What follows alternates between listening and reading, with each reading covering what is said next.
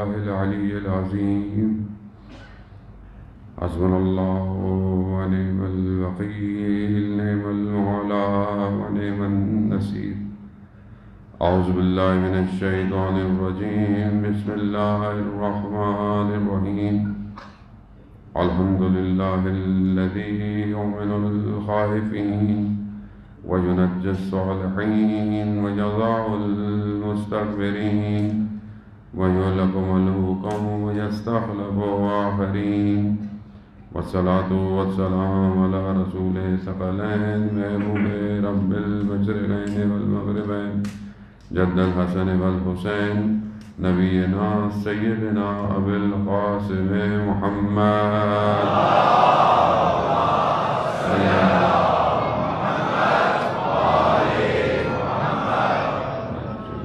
وآله الطيبين الطاهرين المعصومين، لا سيما بقية الله في الأرضين. روحي وأرواحنا لتراب مقدم الفداء ولعنة الله على أعدائهم أجمعين. بسم الله الرحمن الرحيم. رب اشرح لي صدري ويسر لي أمري واحلل عقدة من لساني يفقهوا قولي. أما بعد، فقد قال رسول الله صلى الله عليه وآله وسلم: افضل الاعمال امتی انتظار الفرج. صلوات بھیجیں محمد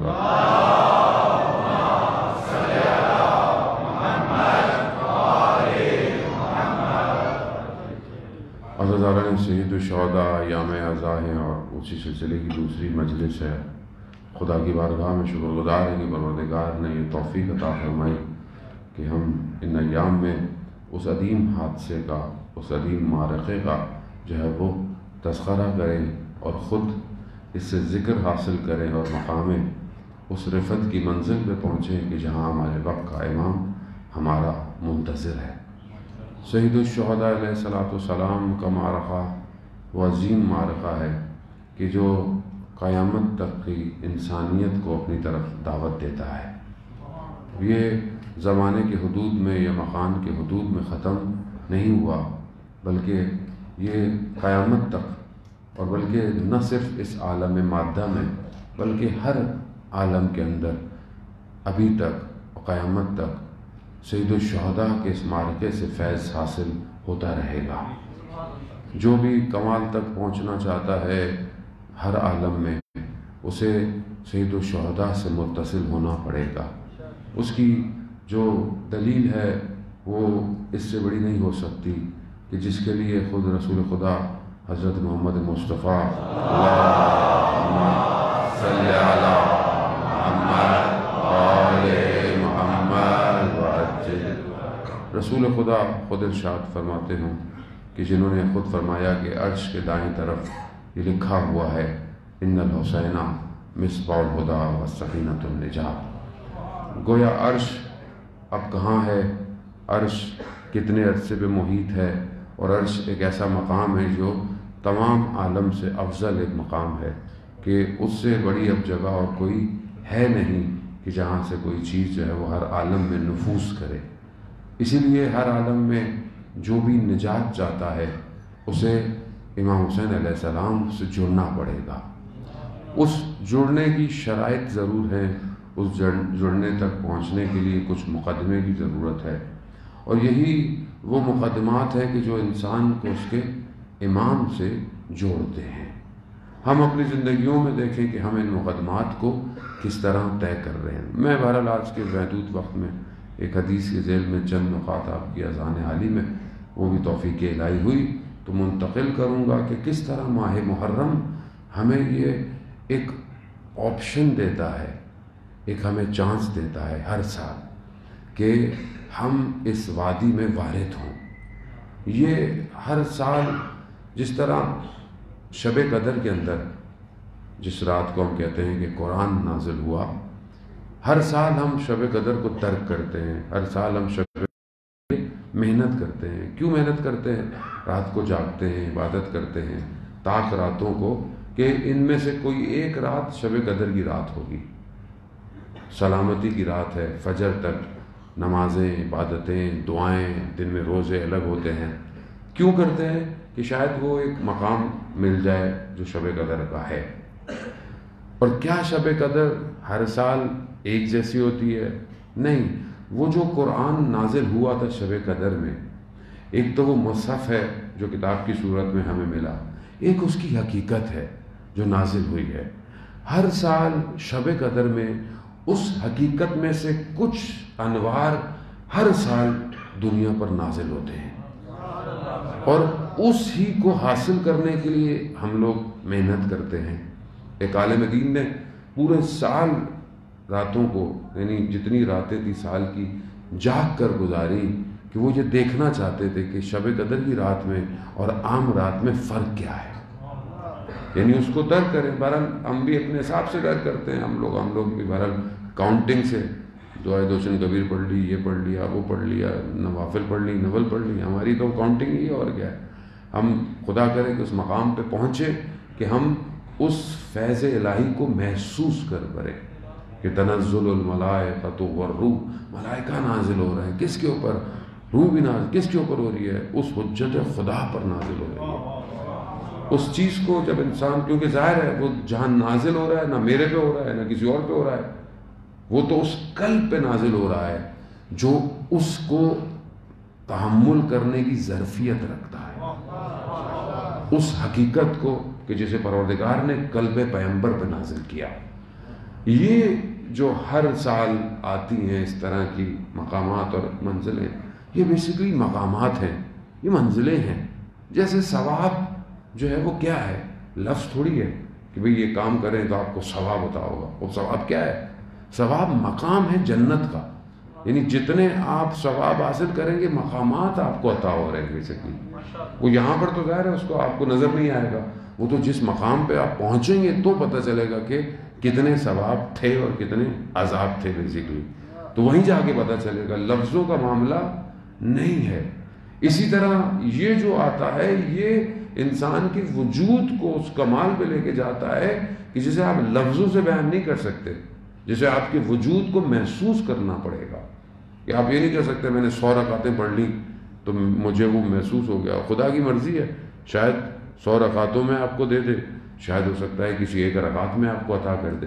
اب یہ تو اس کے اوپر ہے کہ آپ آ کس طرح رہے ہیں، آپ آمادہ کتنے ہیں، آپ تیار کتنے ہیں، آپ نے پہلے سے کوئی کام کیا یا نہیں کیا۔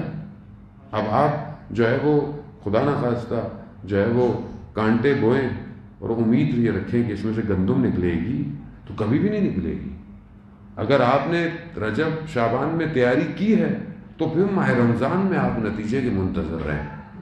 رمضان میں سر پہ ٹوپی پہن لی اور پھر رمضان ہوگا تو پھر رمضان سے منتظر نہ رہیں آپ، آمادی ہے۔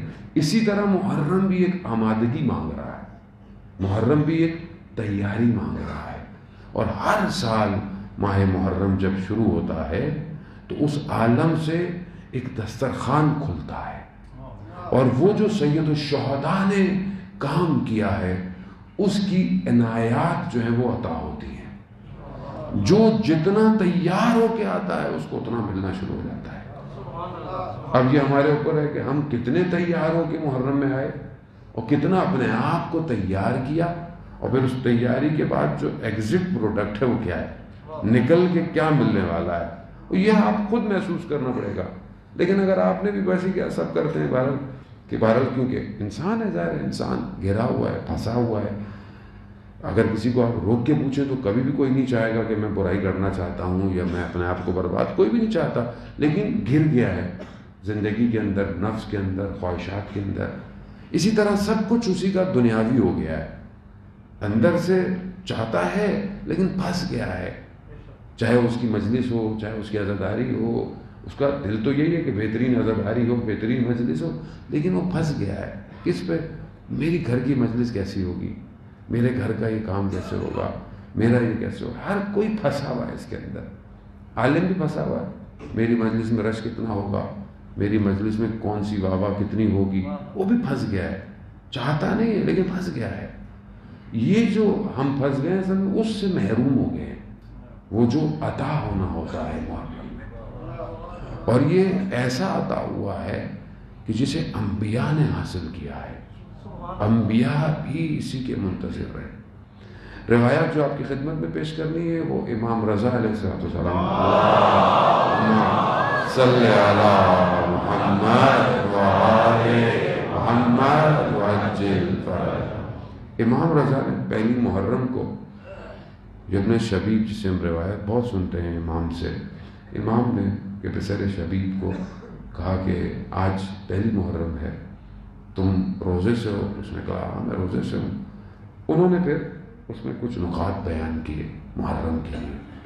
ویسے بھی جب محرم آتا تھا تو ائمہ علیہ السلام اپنے اوپر حزن کو طاری کرتے تھے، سیاہ لباس پہن لیا کرتے تھے، اور اپنے طریقے سے بھی جن جن کے ادوار میں جیسے تھا مجلس کا اہتمام کرتے تھے، عزاداری کا، مرثیے کا، شعر پڑھنے کا، روزہ خوانی کا، یہ جو ہے وہ کیا کرتے تھے اہتمام۔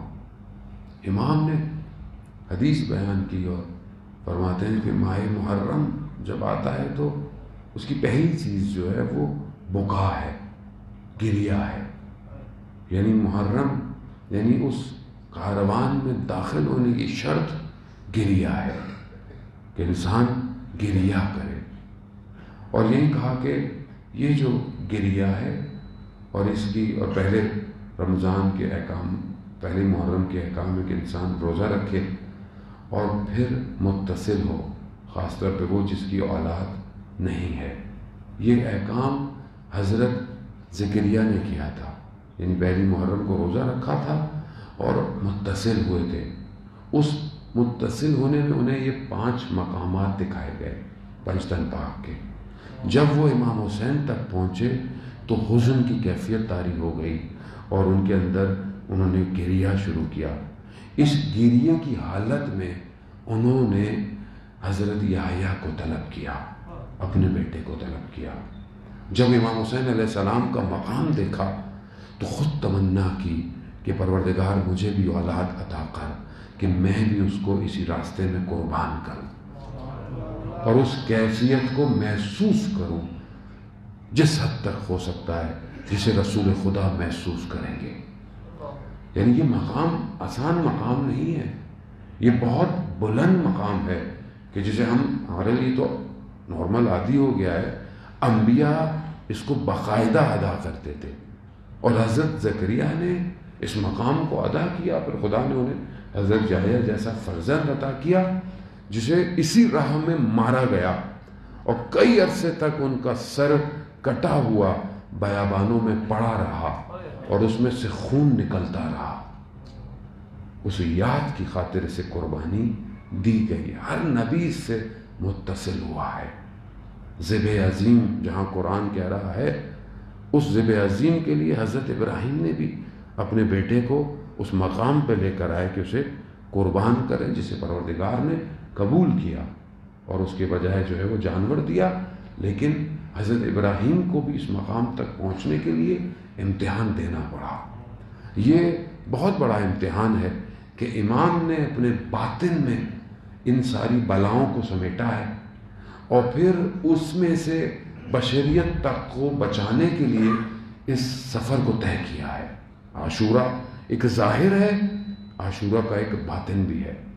اس باطن کی جو ضیافت ہے، میزبانی ہے، اس کا میزبان پروردگار ہے کہ پروردگار اس کا میزبان ہے کہ جہاں امام حسین کو دعوت دی گئی اور سب سے پہلے امام حسین نے خود سب کچھ اپنے اوپر لیا اور پھر اپنے ساتھ لوگوں کو تیار کیا کہ وہ اس راستے سے اسی طرح اسی حالت میں گزرے، جو گزریں گے تو وہ پھر ایک مقام پہ پہنچیں گے۔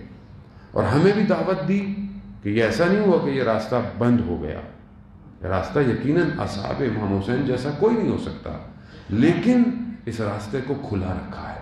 پہلی شرط بکا، گریہ ہے، گریہ شہید الشہداء کے اوپر۔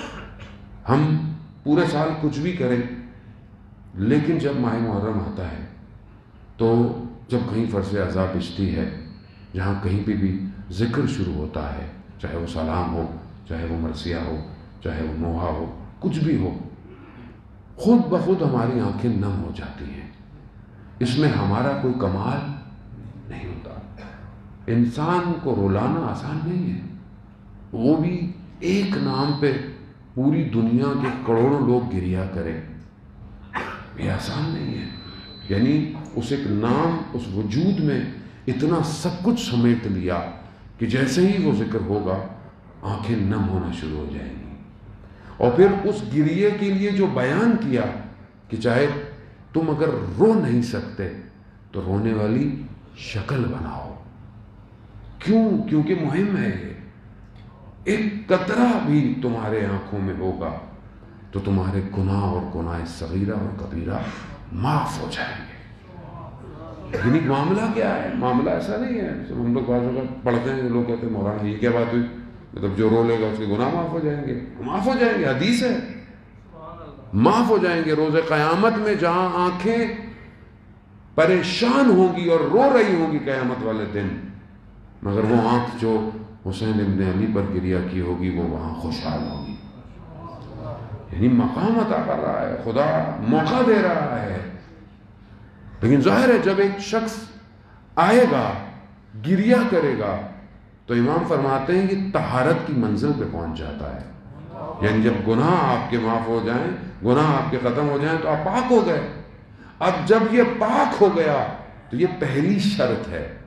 یعنی اب اگلے مراحل شروع ہوں گے. اب ایسا نہیں ہے کہ یہاں پہ انسان آئے گریہ کرے پاک ہو جائے پھر جا کے باہر گناہ کرے.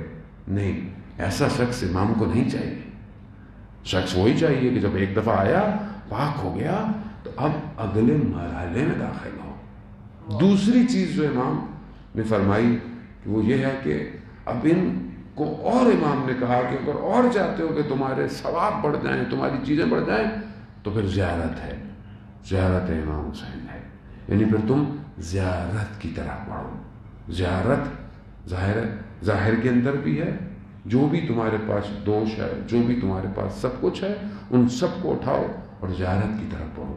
وہ ایک زیارت تو ظاہری ہے کہ جو انسان ادا کرتا ہے کہ خدا کرے ہم سب کو کربلا کی زیارت نصیب ہو.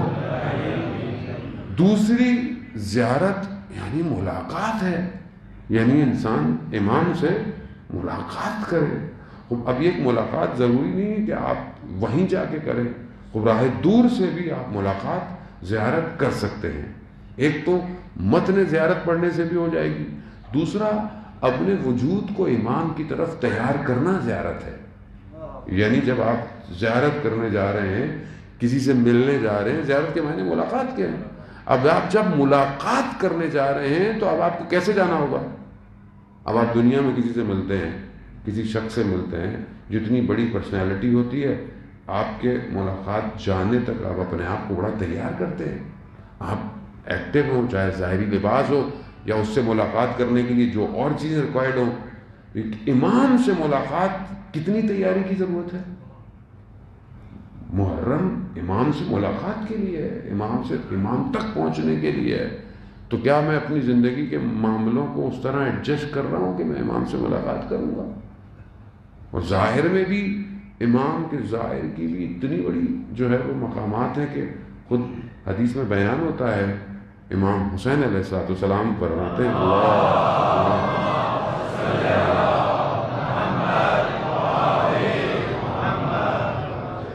خود بیان ہوتا ہے کہ امام کی زیارت پہ جو شخص آتا ہے، امام اس کے نام کو اس کے آباء و اجداد کے نام کے ساتھ جانتے ہیں. یعنی ایسا نہیں ہے کہ آپ آئیں تو یہاں آئے تو آپ کو شاید کوئی آپ کو نہیں جانتا، یا آپ کو مینجمنٹ کے لوگ نہیں جانتے، یا میرے خیر میں کیا فائدہ کہ میں آپ کو جانوں.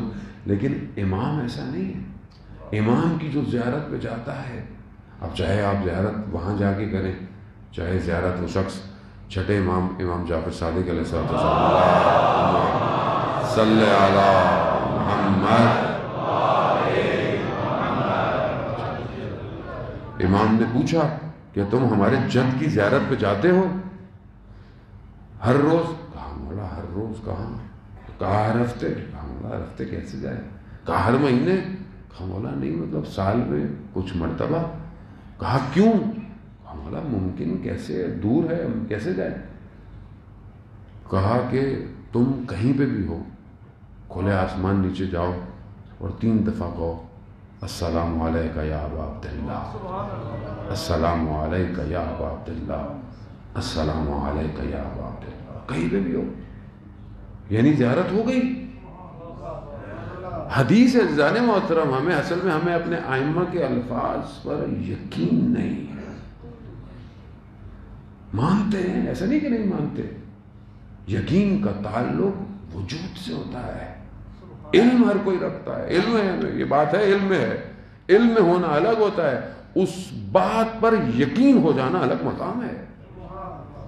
منزلت یقین پہ پہنچے انسان، جیسے ہے ویسے، وہ اگر ہے تو اس کا مطلب ہے جب امام کہہ رہے ہیں تو زیارت ہوگی، تو جب زیارت ہوگی تو ملاقات ہوگی نا، تو اب جب یہ ملاقات ہوگی تو میں کیسا ہوں ان سے ملنے آیا ہوں، تیار ہوں۔ یہاں سے جب سلام بھیجا تو ہو سکتا ہے کہ وہاں سے جواب نہ آئے، سنائی نہیں دے، وہ ایک الگ بات ہے۔ کیوں؟ کیونکہ غفلت کے پردے ہیں۔ میں اپنی بات کر رہا ہوں، آپ کو نہیں کہہ رہا ہوتا نا خاص۔ ایک شخص تھا کربلا کے اطراف میں رہتا تھا، اور ایک عالم دین نے خواب میں دیکھا کہ میں زیارت پہ گیا ہوں سید الشہداء کی، وہیں کے عالم تھے، اور میں زیارت کر رہا ہوں، اور باب قبلہ سے ایک جوان آیا، اس نے بھی زیارت کی، اور میں نے خواب میں دیکھا کہ اندر سے جب اس نے سلام کیا تو اندر سے امام اس کو جواب دے رہے ہیں اور یہ مسکرا رہا ہے۔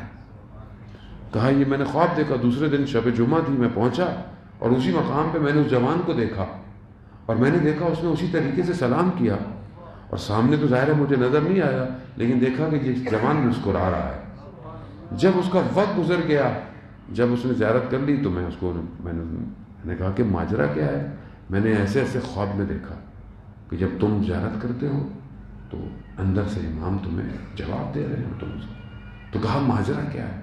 کہا میں کربلا سے تھوڑے فاصلے پہ رہتا ہوں، اور میرے ماں باپ مریض ہیں، وہ آ نہیں سکتے، تو میں ہر جمعرات کو ایک کو لے کر آتا ہوں، ایک ہی سواری ہے، ایک ایک کو لے کے آتا ہوں۔ تو جس دن میرے والد کی نوبت تھی، باری تھی، ان کو لانا، تو بارش تھی بڑی شدید، تو میری والدہ نے بھی اظہار کیا کہ میرا بھی آج دل چاہ رہا ہے، سواری میرے پاس ایک ہی تھی، تو میں نے اپنی والدہ کو اپنے کندھے پر سوار کیا اور دونوں کو زیارت پہ لے کر آیا۔ کہا اس دن سے جب بھی میں امام کو سلام کرتا ہوں، امام میرے سلام کا جواب دیتے ہیں۔ یعنی زیارت یہ ہے، یعنی بہرحال ایک ظاہر کی خدمت، دوسرا والدین کی خدمت، تیسرا اپنے وظیفے پہ عمل کرنا، واجبات کو ادا کرنا۔ زیارت یہی ہے، میں امام سے ملاقات کروں، میں امام سے ملوں، اور میرے واجبات سارے جو ہیں وہ گرے ہوئے ہیں، واجبات ہی نہیں پورے ہو رہے، میرے اطراف میں میرے معاملات، میرے لین دین، میرا رہنا سہنا، میری گفتگو، میرے والدین، میرے بہن بھائی، میری اولاد، میری زوجہ، یہ معاملات اکھڑے ہوئے ہیں، مشکلات کا شکار ہوں میں، اور پھر میں کہوں مولا سلام، کہاں جواب دیں گے مولا؟ کیسے جواب دیں گے؟ میں آمادہ نہیں ہوں، میں سمجھ نہیں رہا کہ میں امام کی خدمت میں حاضر ہو رہا ہوں۔ زیارت اسے کہتے ہیں۔ صرف یہ تو نہیں کہ جب آپ کربلا جانے لگیں تو آپ بولیں توبہ استغفار، جیسے حج پہ لوگ جاتے ہیں، معاف کر دیں معاف کر دیں، معافی وہ بھی دل سے کہاں مانگتے ہیں؟ واٹس ایپ کا دور ہے، واٹس ایپ کا میسج چلا دیتے ہیں، بھائی معاف کر دیجیے گا، ایسے تھوڑی معافی ہوتی ہے۔ معافی تو وہ ہے جس کا دل دکھایا ہے، اس کا دل آپ کو معاف کرے، آپ نے جس کا دل دکھایا اس سے معافی مانگے۔ براڈ کاسٹ لسٹ کو معافی بھیجنے سے تھوڑی معافی مل جاتی ہے کوئی۔ آپ کو اور ہمیں نہیں پتا ہم نے کس کا دل دکھایا ہے، ہم کس کو جو ہے وہ زبان سے دکھایا ہے، کسی کو کسی دکھایا ہے۔ سنگین معاملہ ہے۔ شیخ مقدس اردبیلی جو بہت بڑے عالم دین تھے، جو جاتے تھے تو مولا کے نجف میں حرم کے دروازے کھل جایا کرتے تھے رات کو، اس مقام پر وقت کے امام سے ملاقات، کہ خود امام ایک ہی سواری پہ بیٹھے ہوئے ہیں، اور مقدس اردبیلی کو نہیں پتا، لیکن امام اس سے سوال پوچھ رہے ہیں کہ سنا ہے مقدس اردبیلی کوئی ہاں ایک آپ سب طالب علم ہے۔ یعنی انسان کتنا نفس کو اپنے جو ہے وہاں وہ جب کربلا کی زیارت پہ جا رہے ہیں نجف سے، تو انہوں نے سواری کے لیے ایک جانور کرائے پہ لیا اور جانے لگے۔ رستے میں کسی نے خط دیا، نامہ، لیٹر، اس کو کربلا میں کسی کو دے دیجیے گا۔ تو انہوں نے کہا ٹھیک ہے، لیا، اور سواری کے ساتھ ساتھ پیدل جا رہے ہیں۔ تو کسی نے بولا کہ آپ اس پر سوار کیوں نہیں ہو رہے؟ تو آپ نے لی ہے۔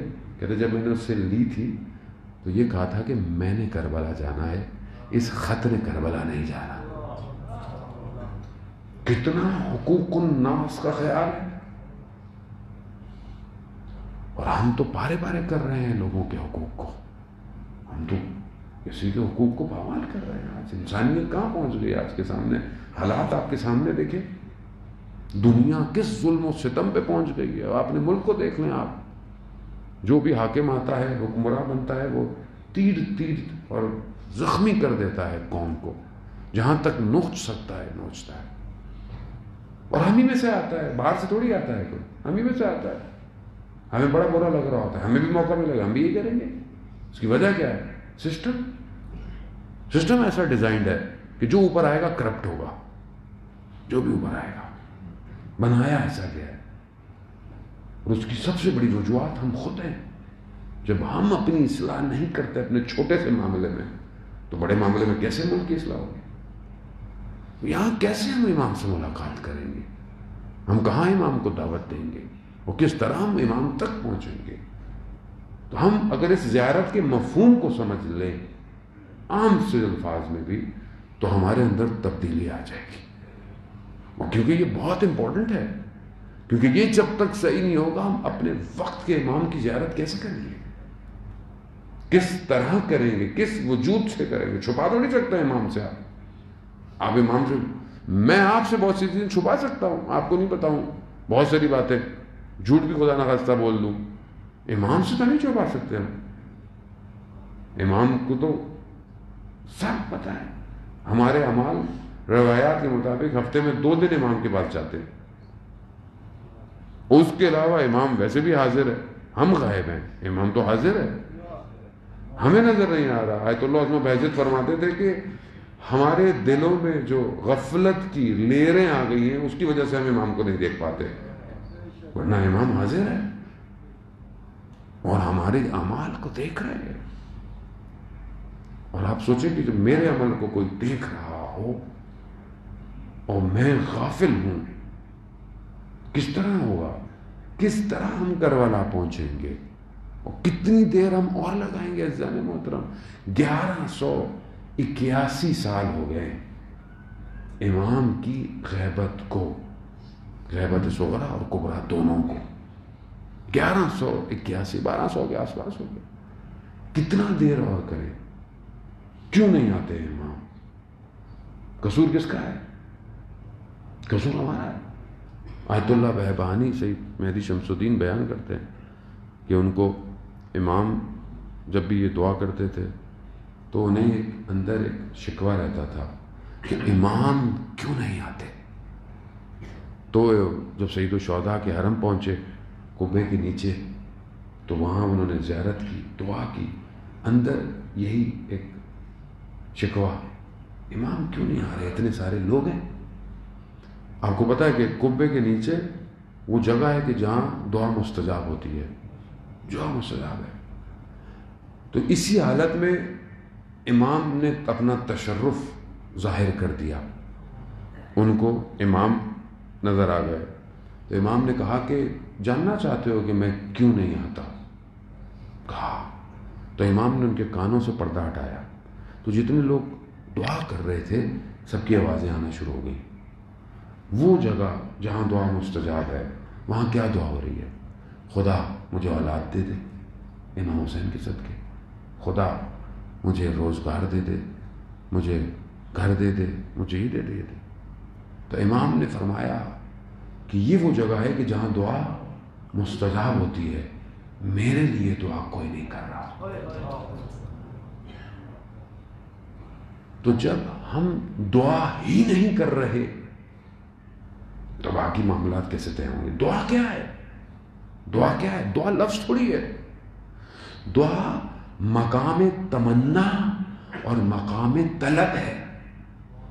اگر آپ پہنچ جائیں اس لفظ کے اوپر، یعنی مقام ہے دعا، یعنی جب میں دعا مانگتا ہوں تو کسی چیز کی تمنا کر رہا ہوں، اور اس تمنا کے مقام پر پہنچنا چاہتا ہوں، چاہے مادی بھی چیز ہے. اگر میں کہہ رہا ہوں کہ یہ مجھے مل جائے یا میں یہاں پہنچ جاؤں تو ایک مقام ہے نا، اس کی تمنا کر رہا ہوں، ایک چیز کی طلب کر رہا ہوں. تو کیا میری ان تمناؤں اور طلب میں وقت کا امام ہے؟ یہ نہیں ہے. تو میں کیسے پہنچوں گا؟ کربلا آسان نہیں ہے. کربلا بہت کچھ مانگتی ہے. پہلا چیز ہی آپ کا اپنا وجود ہے، وہ آئے گا تو باقی معاملات طے ہوں گے. یہاں امام نے کہا پہلی چیز بخا، گریا پاک کرو، پھر زیارت. پھر زیارت کے بعد امام کہتے ہیں پھر ہمارے دشمنوں پر، سید الشہداء کے دشمنوں پر لعن کرو، تبرہ کرو. یعنی کیا؟ یعنی ان سے بیزاری کا اظہار کرو. جب تک تم بیزاری کا اظہار کرو گے تو پھر ان کے مقابلے میں اپنی صف قائم کرو گے. جب دشمن تمہیں نشاندہی ہو جائے گا کہ یہ دشمن ہے سید الشہداء کا، تو اس کے مقابلے میں اپنی صفوں کو لے کر آؤ گے. تو یہاں یہ بہت ضروری ہے کہ بہرحال جو حالات آج کل چل رہے ہیں وہاں یہ بات بتانا کہ لعن کے معنی گالی گلوچ کے نہیں ہیں، سب اور شتم کے نہیں ہیں. خود نہج البلاغہ میں مولا متقیان نے ایک جنگ میں اپنے اصحاب کو کہا کہ مقابل والوں کو سب و شتم نہیں کرو. سب و شتم کیا ہوتی ہے؟ یعنی گالی گلوچ دینا، غلط لفظوں کا استعمال کرنا. لعن سے منع نہیں ہے. لعن قرآن بھی کر رہا ہے. لعن کے معنی ہی خدا کی رحمت سے دور کرنا، کہ خدا کی لعنت یعنی اس کو اپنی رحمتوں سے دور کر دے. لیکن جس طرح ہمارے مراجع کرام نے فتوے دیے ہیں آج کل کے دور کو، اسی طرح انجام دیں. جو مقدسات ہیں ان کا احترام کریں. اور یہ نہیں کہا کہ آپ اپنا عقیدہ چینج کریں، یہ کسی نے نہیں کہا. آپ احترام کریں اپنی گفتگوؤں میں چیزوں کو. اور دشمنان اہل بیت پہ لعنت بے شمار. اب جو بھی دشمن ہے، اور ہر کوئی دشمنان ہے، چاہے وہ اہل سنت ہوں چاہے وہ دوسرے فرقے ہوں، سب اہل بیت سے محبت کرتے ہیں. اور جب آپ ایسا کہیں گے تو وہ بھی آپ کے ساتھ شامل ہوں گے کہ وہ بھی، ان کو بھی غم اور غصہ ہے، وہ بھی اہل بیت سے محبت کرتے ہیں. ہر کسی کے محبت کے مقامات میں بے شک فرق ہو سکتا ہے، لیکن اصل ہدف ہے کہ اس تک ضرورت یہ ہے کہ اتحاد کی فضا قائم کرتے ہوئے دشمن کے اس اصل ہدف کو ختم کرنا ہے کہ جو آپس میں ملک کو برباد کرنے کے لیے چاہ رہا ہے. کیونکہ بہرحال باہر کی فنڈنگ ہے تو وہ اثر تو دکھاتی ہے، چاہے وہ ہماری طرف سے ہو چاہے وہ ان کی طرف سے ہو. اور دونوں ایجنٹ ہیں. جو بھی امت کو لڑانے کا کام کرے وہ ایجنٹ ہے. اب لوگوں کو برا لگتا ہے وہاں ایجنٹ ہے، اور کیا. جب مصلحت، جب آپ کے دین کے رہنما اور لیڈر جب ایک بیان دے رہے ہوں، جب وہ آپ کے لیے ایک واضح حکمت عملی بیان کر رہے ہوں، تو پھر آپ اور میں کیا کون ہوتے ہیں کہ ہم اس طرح کی گفتگویں کریں، اس طرح کی چیزیں پڑھیں آ کے ممبر سے بات کریں. اس کا مطلب یہ ہے کہ ہمیں کوئی اور چلا رہا ہے تاکہ ہم اس ملک وطن پاکستان میں اتحاد کی فضا کو خراب کریں، دشمنی پیدا کریں، اور اس کے نتائج ملک کی سلامتی خطرے میں ہو. تو یہ ہر کسی کو ہوشیار ہونے کی ضرورت ہے اپنی صفوں کے اندر کہ ان چیزوں کو جو ہے وہ عقل اور سمجھنے کے ساتھ دے. دشمن ہوا دینا چاہ رہا ہے آج کل ان سارے معاملات کو، تو بہت عقل اور بردباری کے ساتھ ان معاملات کو طے کرنا ہے. عزیزان محترم، اب وہ زمانہ نہیں رہا کہ بہرحال پہلے ایک حادثہ ہوتا تھا، ہو گیا چلا گیا. نہیں، اب دنیا بڑی بیدار ہو گئی ہے، ہوشیار ہو گئی ہے. بصیرت کا مظاہرہ کرتے ہوئے آگے بڑھنا ہے. اگلی چیز جو امام فرماتے ہیں کہ اب ان مقامات کو جب تم طے کرو گے تو تم ایک ایسے مقام پہ پہنچتے ہو کہ جہاں تم جب بھی امام حسین کو یاد کرو تو یہ کرو کہ میں اس راستے پر ہوتا تو میں بھی کامیاب ہو جاتا. یعنی یا لیتنی کنت معہم فافوز فوزا عظیما. یعنی جتنی دفعہ امام فرماتے ہیں کہ جب بھی تم سید الشہداء کو یاد کرو تو یہ طلب ضرور کرو کہ کاش میں آپ کے ساتھ ہوتا تو میں بھی انہی کی طرح جو آپ کے اصحاب تھے میں بھی کامیاب ہو جاتا.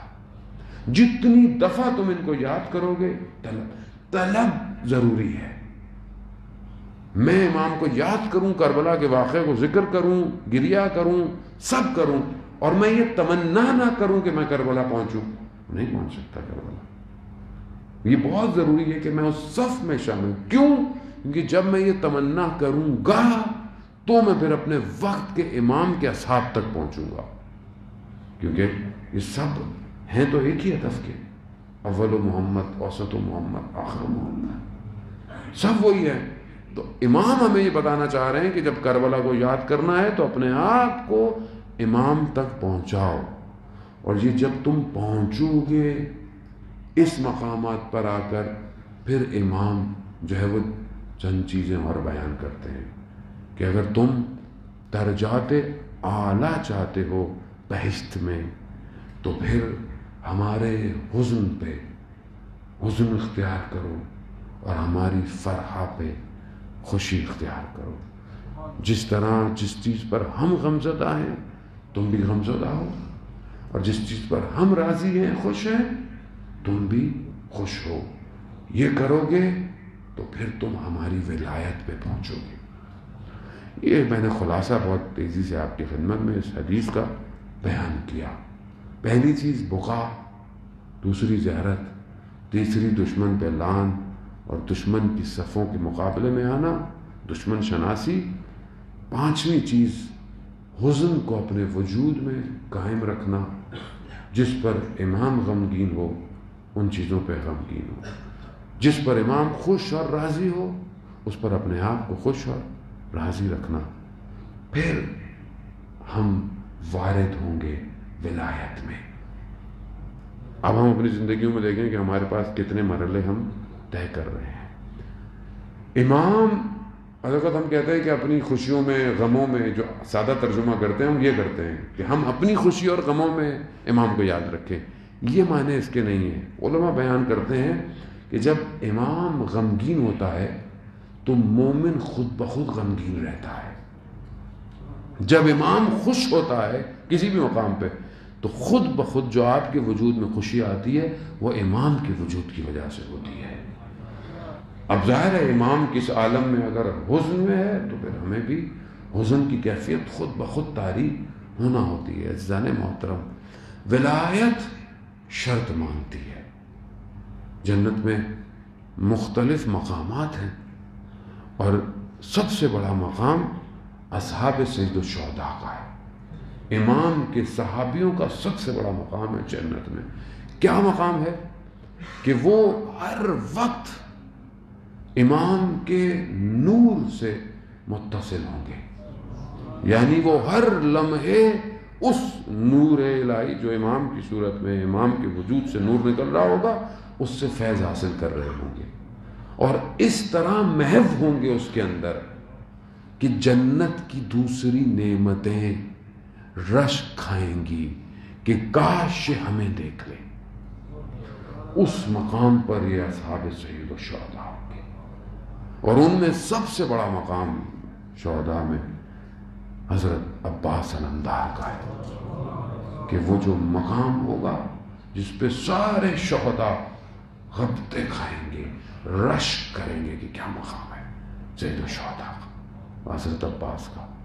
خوب یہ مقامات ظاہر ہے طے کرنے پڑتے ہیں عزیزان محترم، یہ مقام ایسے تو نہیں حاصل ہوگا، اسی لیے ہمیں کربلا سے گزر کر جانا ہے اور ظہور تک جو ہے وہ اپنے آپ کو پہنچنا ہے۔ اب ہم دیکھیں کہ یہ جو اصحاب تھے امام کے، ان میں کیا ایسا تھا، یعنی زہیر ابن کین کہ جو خود اپنے اندر شخصیت تھا، اپنے اندر مال دولت دنیا اور سب کچھ اس نے رکھا ہوا تھا، مالدار تھا، خیمے لگتے تھے، خیموں کو اس نے اپنے اٹھایا، لیکن روز عاشوراء اس نے کیا جملے کہے کہ جب، بلکہ اس وقت نہیں جب کہ حضرت مسلم کی جب شہادت ہوئی تو امام نے انہیں کہا کہ جانا چاہو تو چلے جاؤ، یہ تو آگے یہی ہے۔ زہر کہہ رہا اگر جملہ، آپ غور کریں، ہمارے استاد کہتے ہیں کہ میں اس جملے کو جب بھی سنتا ہوں پڑھتا ہوں تو میں تواضع کے اندر آ جاتا ہوں۔ کیا کہا؟ دنیا کی لذتیں یا دنیا کی یہ جو ساری چیزیں ہیں یہ اگر دائمی بھی ہوتی یعنی ہمیشہ رہتی. یہ عیش ہمیشہ کے لیے بھی ہوتا تو بھی ہم امام آپ کو ترک نہیں کرتے.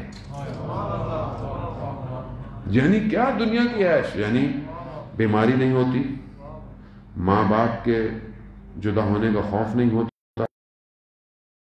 ہوتا، کوئی چیز ختم ہونے کا خوف نہیں ہوتا، یہ ہمیشہ رہتا. یہ عیش و عشرت کی لذتیں ہمیشہ رہتی تو بھی ہم آپ کو چھوڑ نہیں سکتے تھے. ابھی ہم تو یہ کہتے ہیں نا دنیا ٹیمپریری ہے جی، مر جائیں گے، کیا کر رہے ہیں، چھوڑیں، کن چکروں میں پڑے ہوئے ہیں. ہم ایسے ہی اپنے کو دلاسا دیتے ہیں. وہ کیا کہتے ہیں؟ اگر یہ ہمیشہ ہوتی کس مقام پر تھے، کیا دیکھ رہے تھے جو ہمیں کہ جس کی ہم تمنا کرتے ہیں. یا لیتنی کہا گیا، امام جب کہہ رہے ہیں کہ تمنا کرو، امام کہہ رہے ہیں تمنا کرو اس کی کہ یا لیتنی کاش ہم ہوتے تو ہم بھی کامیاب ہوتے. کون سی چیز ہے جسے ہماری نگاہوں سے اوجھل ہے؟ ظاہر ہے ہم اس مقام، مطلب وہاں کربلا کے بھی شہداء میں اپنے آپس میں مقامات ہیں، سب کے مقامات ہیں.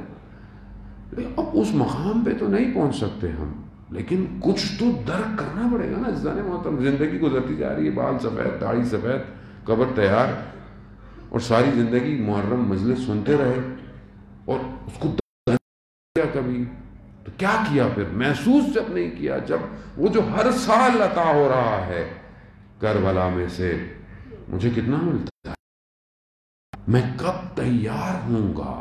کیسے تیار ہوں گا؟ کب تک میں عزا خانوں میں رہوں گا؟ کب میں مقتل سجاؤں گا؟ کب سجیں گے یہ مقتل جو انتظار کر رہے ہیں؟ وہ کہ جو تیر کھاتے رہے سینوں پر مگر ہلے نہیں. کیا چیز تھی جنہیں انہیں، کیا چیز تھی؟ یعنی اصحاب امام حسین کو ترک کرنے کی ضرورت ہے زیادہ محترم. یعنی اب جب خط ملا حبیب کو تو بیٹھا نہیں گیا، ایک آگ عشق کی وجود میں لگ گئی. اسی بے چینی میں جب نکلے تو کہا مسلم ابن اوسجہ کو دیکھ کر رہے ہو؟ کہا میں نے رات کو خواب میں رسول خدا کو دیکھا. کہا خضاب کرو، تو کہا وہ خضاب کرنے جا رہا ہوں. کہا تعبیر سمجھ نہیں پائے. کہا کیا؟ کہا امام حسین کربلا پہنچے ہیں، وہاں خضاب کرنا پڑے گا. کیسا خضاب کیا مسلم نے آ کے؟ ہم کن مقام عزیزان، اسی لیے متصل ہوں اصحاب امام حسین. آیت اللہ حائری یزدی کہتے ہیں کہ میں حضرت حر سے توسل کر کے کم آیا تھا اور میں نے کم کا حوضہ تاسیس کیا. اتنا بڑا حوضہ جہاں آج دنیا کے 110 ممالک کے طالب علم پڑھ کر پوری دنیا میں کس زبانوں میں علوم اہل بیت پھیلا رہے ہیں، یہ حضرت حر سے توسل ہے. کس اور وہ پہنچے، حبیب پہنچے. کہتے ہیں بیان یہ ہوتا ہے کہ یہ لوگ گھر نہیں گئے، مسلم گھر نہیں گئے کہ میں گھر بتا دوں میں جا رہا، اسی حالت میں کربلا نکلے ہیں. کیوں؟ کیونکہ جانتے تھے کہ شاید کوئی چیز روک نہ لے. ضبط کی انہوں نے، وجود سے باہر نکلے، اپنے وجود کو پہنچایا اس وجود پر جو کائنات کا محور تھا، جہاں سارے عالم جھکے ہوئے تھے. امام وہی ہے، عالم امکان میں نقطہ محور تک ایک نگاہ رکھتا ہو. امام حسین. ہم امام کو ترک نہیں کر پاتے. ہم سمجھتے ہیں امام بس نارمل، امام مطلب کیونکہ بچپن سے سنتے آ رہے ہیں تو ہمیں امام کا، وہاں لوگ کٹنے کو تیار تھے، فنا ہو گئے اپنی بقا کے لیے. ایسے باقی رہے کہ آج تک ہم سلام کرتے ہیں انہیں.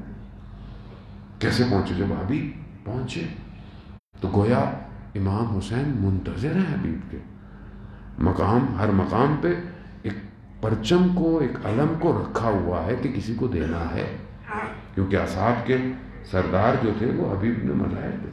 جب دیکھا کہ دھوپ سے کوئی دھواں اٹھ رہا ہے تو دیکھا تو حبیب پہنچے تو خوشی کی لہر دوڑی۔ جب خیموں میں آواز آئی تو بی بی نے پوچھا کہ کون ہے، کون آیا ہے؟ کہا بی بی حبیب ابن مظاہر ہے۔ وہ آپ جانتے ہیں نا کہ دشمن کے لشکر مل رہے تھے اور یہاں حسین کے پاس کوئی نہیں آ رہا تھا۔ ایسے میں جب کوئی آیا کتنی خوشی تھی کہ کوئی آیا ہے۔ بی بی نے پیغام بھجوایا کہ حبیب کو ہمارا سلام بھجواؤ۔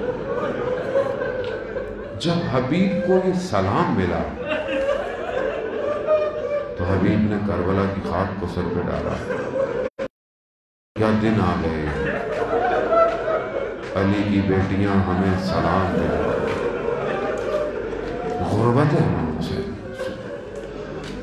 خدا آپ کس کا کر دے، خدا درد کو زیادہ محترم۔ حبیب نے اپنا کردار ادا کیا۔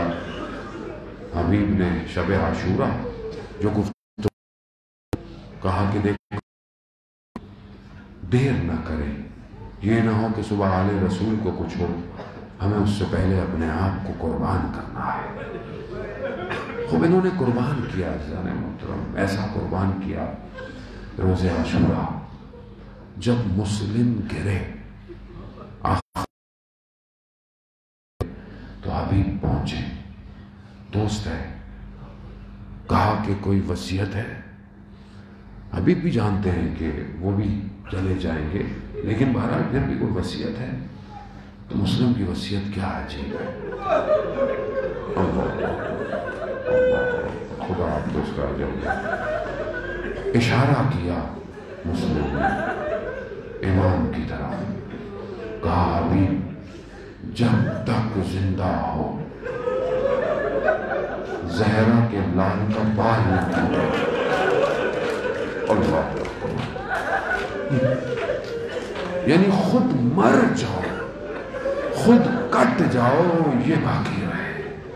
اللہ اکبر، کیا انہوں نے حق ادا کیا، کیا سعید نے حق ادا کیا، تیروں کو سینے پہ کھایا، گر گئے۔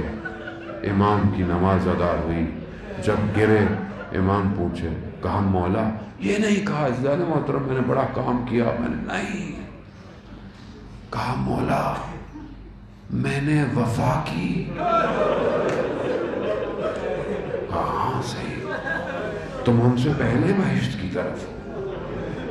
یہ کیا تھا، یہ کیا چیز تھی جسے دنیا آج تک سمجھ نہیں پائی کہ یہ کون تھے کہ جن کی گردنوں پر تیز دھاریں چلتی رہیں مگر انہوں نے اپنے آپ کو جدا نہیں ہونے دیا۔ یہ صرف معرفت امام ہے، امام کو پہچاننا ہے۔ ہم حیات نہیں ہیں، ہماری حیات اسی امام سے متصل ہے، اور امام ہے، ہادی ہے، ہدایت دینے والا ہے۔ ایک جملے سے کربلا میں، ایک جملے سے، بس آپ کی زحمت، وقت کہیں اور بھی پہنچنا ہے۔ ایک جملہ کہ جو 2 محرم حر نے روکا، پانی پلایا، ہزاروں کا لشکر تھا، پانی تھا امام کے پاس، جانوروں کو بھی پانی پلایا۔ پھر جب جانے لگے تو حر نے لگام پکڑ لی۔ کیا کہا؟ ان گستاخی امام کے کو سواری کو روکا۔ امام نے کہا حر تیری ماں تیرے غم میں بیٹھے۔ امام کے جملے ایسے نہیں تھے، امام جانتے تھے کہ حر کو کہاں سے چنگاری لگانی ہے۔ حر نے کیا کہا؟ مولا اگر کوئی اور ہوتا تو میں جواب دیتا، مگر آپ کی والدہ کا احترام بس یہ احترام حر کو بچا گیا۔ اللہ، ہاں عزیزان محترم، یہی تو نام ہے کائنات کا جو بچا سکتا ہے، اور ہے کیا ہمارے پاس؟ ہے جو پہلی محرم ہر جگہ آتی ہے، نازوں کو سمیٹنے آتی ہے اپنے بیٹے کے عزاداروں کو۔ یہی ایک نام تھا کہ حر شب عاشوراء ٹہل رہا ہے، کہا جنت اور جہنم کے درمیان میں دیکھ رہا ہوں۔ آ گیا، خلاصہ آ گیا، ہم نے اسے قبول کر لیا۔ آیا، جیسے آیا امام سے فوراً کہتا ہے کہ مولوی جانے دیجئے، میں آپ کے لیے اپنے آپ کو قربان کرنا ہوں۔ خود مہمان کا زبان کہ کوئی مہمان آئے تو اسے بیٹھائے، اسے روکے، لیکن امام نے کہا جاؤ، روکا نہیں، کیونکہ جب مہمان آئے گا تو کچھ پوچھنا پڑے گا، کچھ نہیں تو پانی تو پوچھنا پڑے گا نا، لیکن اب پانی نہیں ہے، کیا پوچھے؟ کہاں جاؤ؟ جاتے ہوئے حر نے کہا مجھے اجازت دے میں خیموں سے معذرت کر لوں۔ حر اہل حرم کے خیموں کے سامنے ہے، خاک کو لی، خاک پہ بیٹھے، ہاتھوں کو جوڑا اور امام کی بہنوں سے عرض کیا کہ روز قیامت میرا قصد نہیں تھا کہ اس مقام پہ لاتا، مگر قیامت والے دن اپنی والدہ سے میری شکایت مت کیجیے۔ بس یہ کہنا تھا کہ حر چلا گیا۔ ہاں عزادارم ہوتا ہوں، حر چلا گیا، مجھے کسی اور مقام پہ لے کے جانا تھا لیکن وقت نہیں۔ ہاں حر چلا گیا، حر سے پہلے حر کا بیٹا گیا۔ حر کا بیٹا جیسے ہی گرا، حر پہنچنے لگے اس سے پہلے امام حسین پہنچ۔ اللہ اکبر، بس ایک جملہ کہوں گا، جب یاد آئے تو میری یاد ہو، جن کے جوان بیٹے ہیں وہ اپنے کریں نا تو علی اکبر کو ضرور یاد کیا، بڑی کمائی تھی یہ امام حسین۔ امام کیا کہتے ہیں؟ امام کہتے ہیں حر جوان بیٹے کے لاشے پہ باپ نہیں آتا، جوان بیٹے کے لاشے پہ باپ نہیں آتا۔ میں کہوں گا حر اگر کچھ سانس تمہاری بچتی تو دیکھنا کہ خود امام حسین اپنے جوان بیٹے کے لاش کس طرح آئے۔ میں علی اکبر کے مصائب نہیں پڑھوں گا، ہاں بس میں صرف اتنا کہوں گا عزاداران محترم کہ حر کو یہ کہہ تو دیا مولا نے، لیکن جب علی اکبر جانے لگے نا، مل گئے نا، ملاقات ہوئی، وقت نہیں عزیزان محترم، نہ جانے وقت اتنا تیزی سے گزرتا ہے کہ غم بھی بیان نہیں ہو پاتا۔ جب یہ گزرتا ہے نا وقت، تو ہمارے لیے تو یہ تھوڑا سا وقت ہے، یہ حسین جانتا ہے کہ وقت گزرا کیسے۔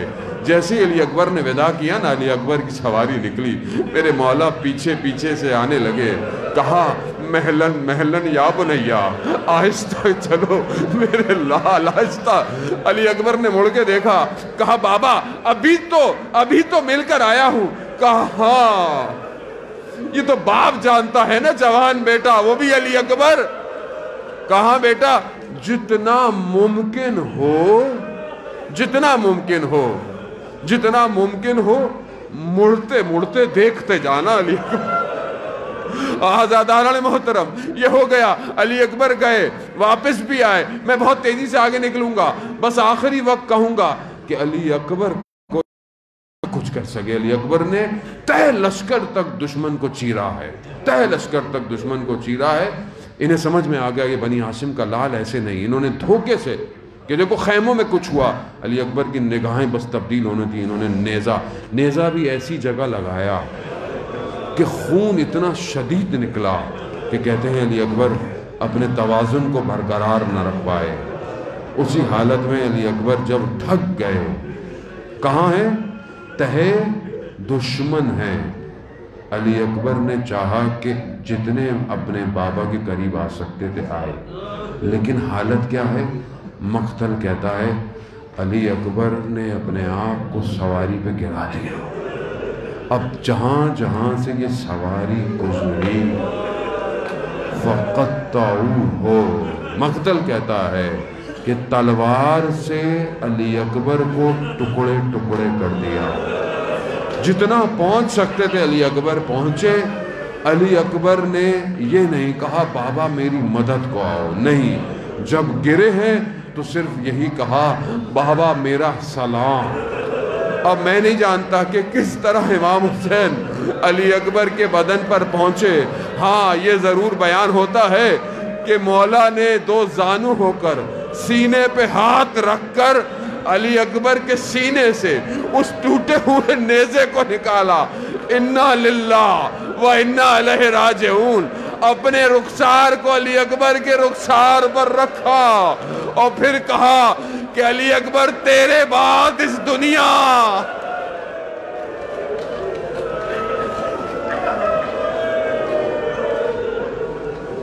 اللہ لعنت اللہ علی القوم الظالمین وسيعلم الذین ظلموا أي منقلب ينقلبون۔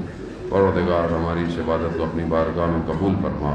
پروردگار امام زمانہ کی ظہور میں تعجیل عطا فرما، ہمیں ان کے ناصروں ان کے مددگاروں میں شمار فرما۔ پروردگار جہاں بھی ماتم مجلس جلوس عزاداری اور ان کی حفاظت فرما۔ پروردگار دشمنوں کے نیست و نابود فرما۔ پروردگار مومنین کی عزاداروں کی جان مال کی حفاظت فرما۔ پروردگار آپس میں محبت اتفاق کی فضا کو قائم کرنے کی توفیق عطا فرما۔ دشمنان اسلام دشمنان پاکستان کو نیست و نابود فرما۔ پروردگار ہمیں حج عمرہ اور زیارات کی توفیق عطا فرما۔